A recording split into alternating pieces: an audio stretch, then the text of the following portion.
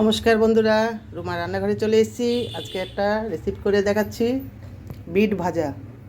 খুবই সাধারণ একটা রান্না। কড়াই বসিয়ে দিয়েছি, বিটগুলো গ্রেটার দিয়ে ঘষে নিয়েছি, পেঁয়াজ কেটে নিয়েছি। এবার দেবো সরষের তেল, এবার দেবো একটু কালো জিরে, শুকনো লঙ্কা ফোড়ন, এবার দেবো পেঁয়াজ,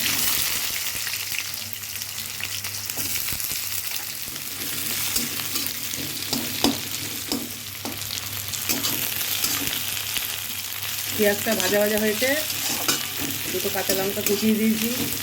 বিট ভাজা খেতে অসাধারণ লাগে বন্ধুরা। একটু লবণ দিলাম, এবার বিটগুলো দিয়ে দিচ্ছি।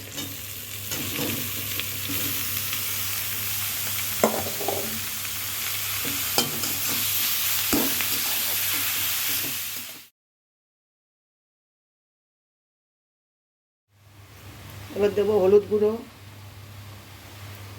আর দেবো সামান্য একটু চিনি।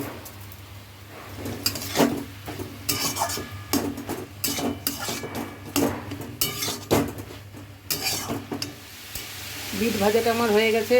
আজকের ভিডিও এতটাই, আবার দেখা হচ্ছে পরের ভিডিওতে।